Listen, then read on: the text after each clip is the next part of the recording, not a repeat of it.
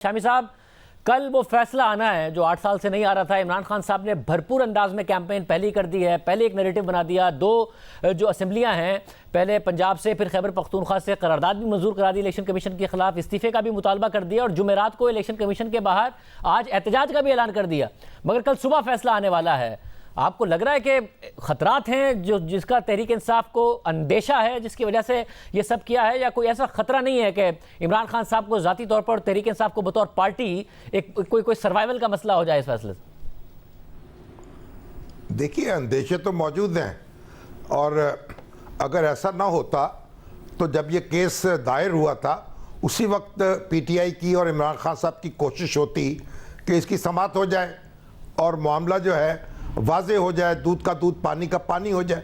लेकिन आपको मालूम है 8 साल के दौरान कितनी दरखास्तें दी गई, कितने वकील बदले गए, कितनी अदालतों के दरवाजे खटखटाए गए। तो इसका मतलब ये है कि कुछ ऐसी चीज़ ज़रूर मौजूद है जिसके बारे में ये खटका है कि उससे नुकसान हो सकता है। तो इसलिए ताख़ीरी हरबे इस्तेमाल करने के बावजूद अब ये घड़ी आ गई कि फ़ैसला आने वाला है। अब जो होगा देखा जाएगा।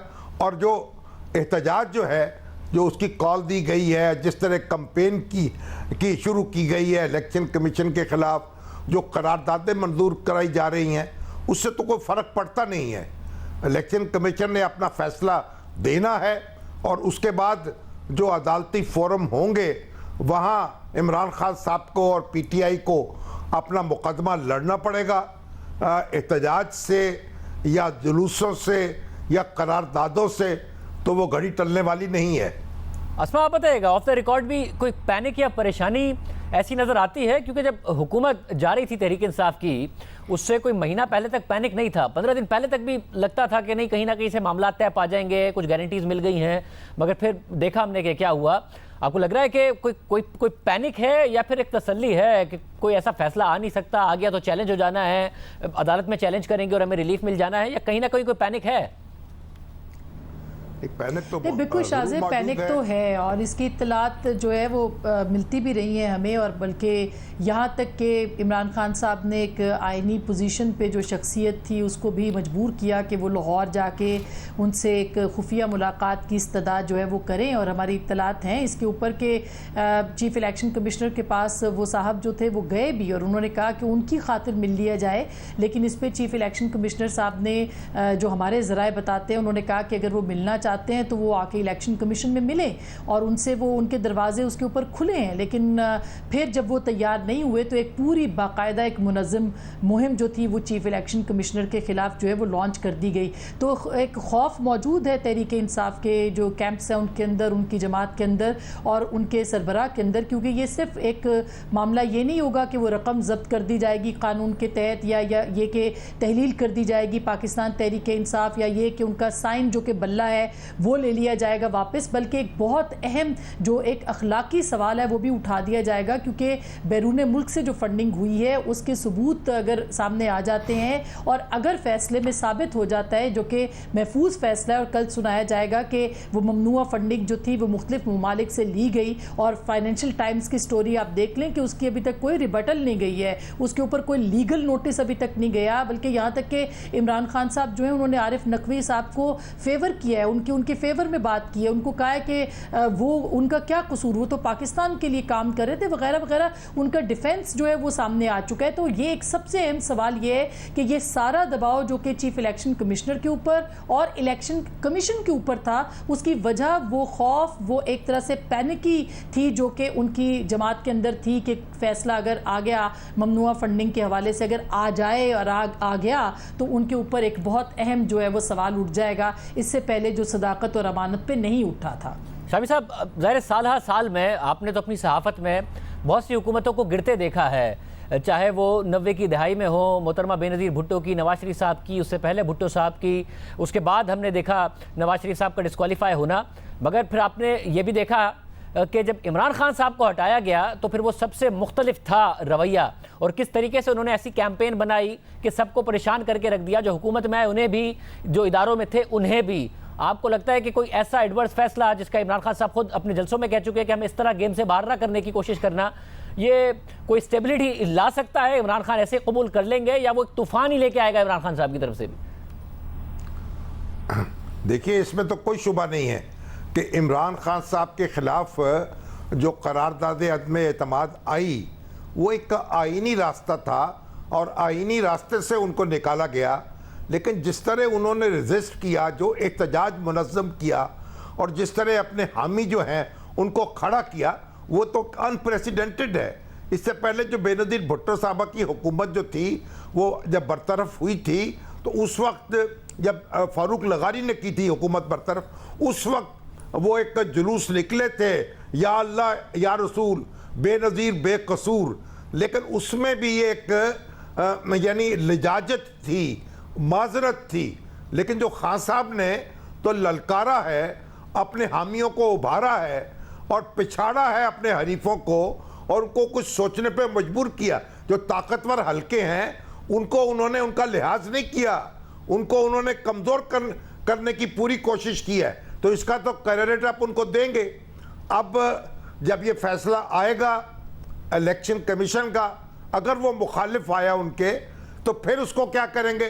फिर मेरा ख्याल मुश्किल होगा, फिर हंगामों से, मुजाहरों से, जलसों से तो मसला हल नहीं होगा।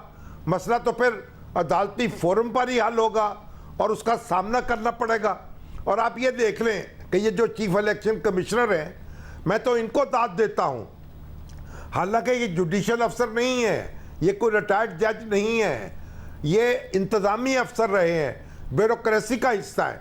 लेकिन जिस साबित कदमी से और जिस हिम्मत के साथ इन्होंने अपने फ़राइज़ अदा किए हैं, पहले डस्का का इंतखाब जो था जिस तरह उसके बारे में रिपोर्ट मुरतब हुई, फिर अब जो वो घबराए नहीं हैं, पीछे नहीं हटे हैं, इस्तीफ़ा नहीं दे गए हैं, वो अपनी जगह खड़े रहे हैं और कल वो अपना फैसला सुना देंगे। और इमरान खान साहब की तो पूरी कोशिश थी इतना दबाव डाला जाए कि वो खुद छोड़ के भाग जाए मैदान। अगर कोई और शख्स होता तो वो शायद भाग चुका होता, लेकिन ये तो हिम्मत है उनकी, वो खड़े हुए हैं। अब इमरान खान साहब को भी समझना चाहिए कि जो रास्ता कानून का है, जो आइन का है, वो उन्हें इख्तियार करना पड़ेगा। और अपनी अगर उनके खिलाफ फैसला आया तो सिर्फ मुजाहरों से काम नहीं चलेगा। और अस्मा, हमने ये देखा है कि कम से कम पीडीएम इमरान खान साहब के नैरेटिव के आगे कुछ नहीं कर पाई है। हुकूमत में आ गए, बाई इलेक्शन में इमरान खान साहब ने जाहिर अपने नैरेटिव के ज़रिए उन्हें बहुत ही टफ टाइम दिया, पंजाब उनसे वापस ले लिया। उसके बाद हमने देखा कि कोई भी बयानिया हो, पाकिस्तान की अस्करी क़यादत कहती रही कोई साजिश नहीं है, पाकिस्तान की आला अदलिया ने फैसले में कह दिया कोई साजिश नहीं है, मगर इमरान खान ने कंटिन्यू किया इस बात से कि साजिश। आज भी तकरीर में वो यही कह रहे थे। उन्होंने अपनी पार्टी के ज़रिए परवेज़ इलाही के लिए जाके वोट मांग लिया, जिनको डाकू कहते थे, मगर पीडीएम उनका मुकाबला नहीं कर सकी नैरेटिव बनाने में। तो आपको लगता है कि इस तरीके से गेम को आउट किया तो कोई स्टेबिलिटी इन्हें मिल जानी है, ये मुकाबला कर पाएंगे इमरान खान साहब जो नया बयानिया बनाएंगे, या फिर एक डेंट पड़ेगा पीटीआई के लिए?